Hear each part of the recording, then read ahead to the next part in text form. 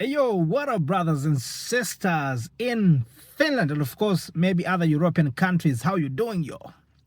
Well, it's another time I'm gonna come back again with an orientational talk, especially for the newcomers who came to Finland in September 2025, but also, of course, I don't know about other countries. I don't know. Maybe if you're in Sweden, could you tell me if the academic year in Sweden also starts in September? Because I believe it's supposed to be different on different countries. Yeah. So this talk mainly is going to concern those who are in Finland. But of course, if you're in Sweden, Norway, or any other European country, maybe this message can be somehow of good use to you as well. But also, we have some other guys who have been here for 5, 10 years, 15 years, 20 years, and they still don't get it. They don't understand how things go here. If you are in that category, then this video is also for you. Sit down, listen very careful, and if you can, please share it with someone else. So here's the thing. Just like any other place in the world, your access to job opportunities in Finland is dependent on many factors that can hardly be isolated from each other. So there is no single factor that can fully control how you in general can access job opportunities. Of course, it depends from each case. And naming the few factors that I can recall right now, we have the language, we have the network, we have, of course, the relevant experience, the skills, something like that, just like any other place in the world. But of course, in Finland, there is much more effect on the networking thing. If you have been watching my video, I believe you understand what I'm saying. There is more emphasis on the networking because people hire people they trust, or they are recommended by the people they trust. So you could be having your best experience, you could be having your best skills, but if you're not in the circle where people can trust and recommend you, then it will be difficult for you to access any job opportunities.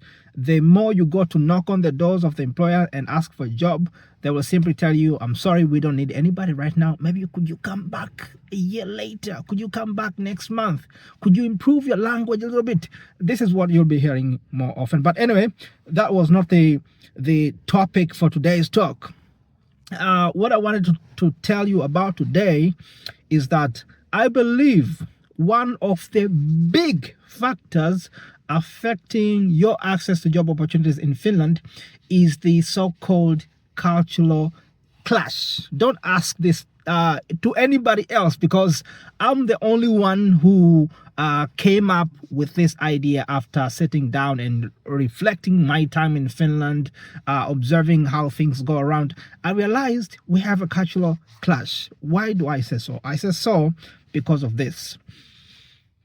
Taking my culture, for example, as a Tanzanian coming from Tanzania, in our country, when I go to visit someone else's house, it could be my friend, it could be my relative, it could be just somebody I never knew. But as long as I'm stepping into his house, then I'm going to have to sit down and wait to be told what to do, where to go. I can't just enter into somebody's home and start moving around. You get what I'm saying? Yes. But in the European culture, I would say, somehow people have a different level of freedom. Of course, you can't just go to in the deeper places, like maybe in the storeroom or something like that. But I've seen people being welcomed into someone else's home, and they would just start to walk around, look at the living room and say, I love this cup, where did you get it? Man, look at this picture, without even being told by their house, like, okay, now you can move around. Some would even go to your sleeping room. They would even go there and say, I love this house. And all the way they walk into your sleeping room. Yeah, initially I was also kind of shocked because I welcomed somebody and they just walking around. They went into the room. And of course, I've been seeing this also in the movies. And I was like, man, what kind of culture is this? But of course, I'm not saying it's a wrong culture. It's just a different culture. So why did I have to use those examples? Here is the thing.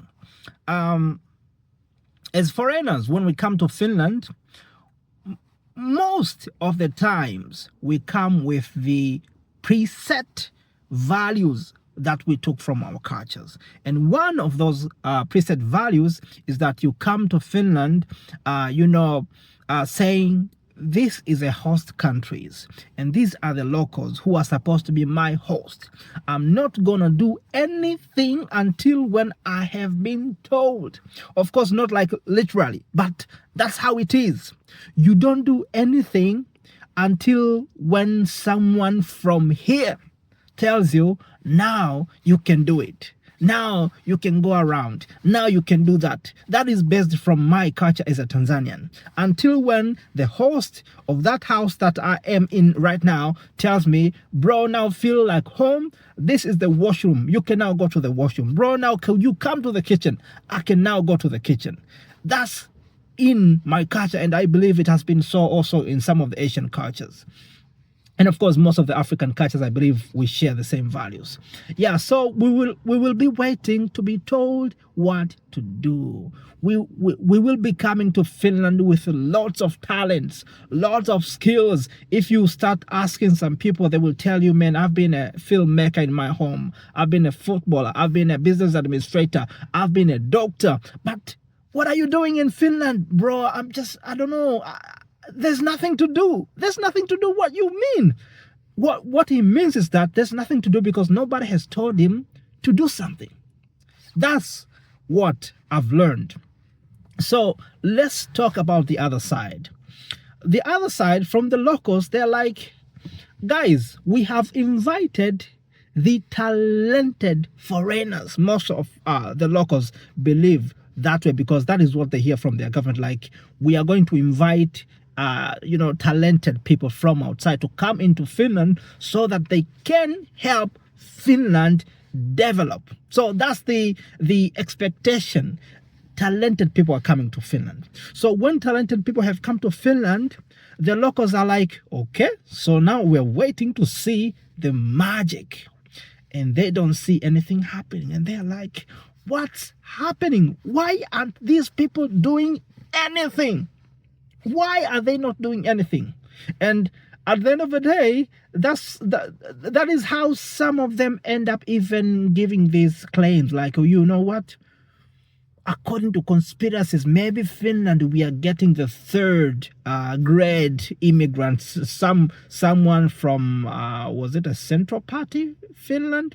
Yeah, he claimed in the media that he believes most of the immigrants coming to Finland are not the best immigrants. That's and he believed there are some people in power trying to bring Finland down by bringing the low quality immigrants to Finland. Somebody made that comment.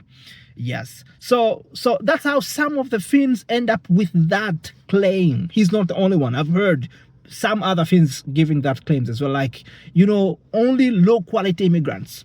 But of course, if you go one step back, you come to realize that it's because most of the people who are already here, they are not that proactive into, initiating things, into doing things. So Finns have been expecting things to be done by the foreigners. Foreigners are waiting to be welcomed. That's where the clash steps in. So without taking so much time, let me just conclude this by giving this message. Number one, as a foreigner in Finland, as an international talent in Finland, do these things. Number one, please attend the events, the programs organized by different people, especially by the Finns, whether it is in English language or Finnish language. Maybe the only reason to restrict you out, it could be you are preoccupied with something else, or they have told you that it is not intended for you. If nobody has said you are being restricted from attending this program, go. Why do you have to go?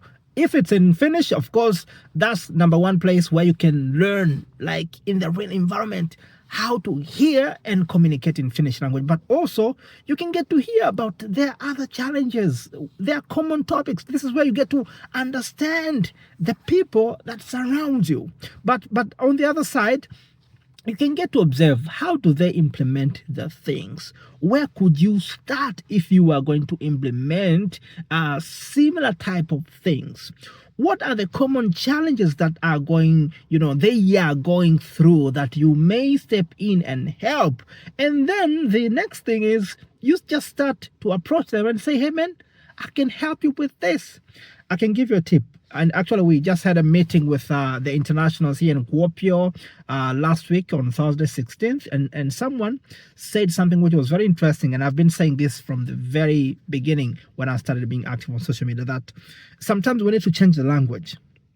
Don't always go out and say, I need help, I need help, I need a job, I need a job, I need a job. When people hear you need a job, they will start to run away from you. But instead, offer help. It could be doing the exact same thing, but how you approach can give you two different outcomes. She said she went to one company and said, I want to help you do this. And she was given an opportunity. Just like that. So this also gets in the cultural clash thing. I think I'm gonna take maybe some other time to talk about this in depth. But very briefly, I would say that's the tip for today. Just one last thing, very briefly. If you've been looking for a place to visit on your coming trip, I would say Tanzania is your best place to visit.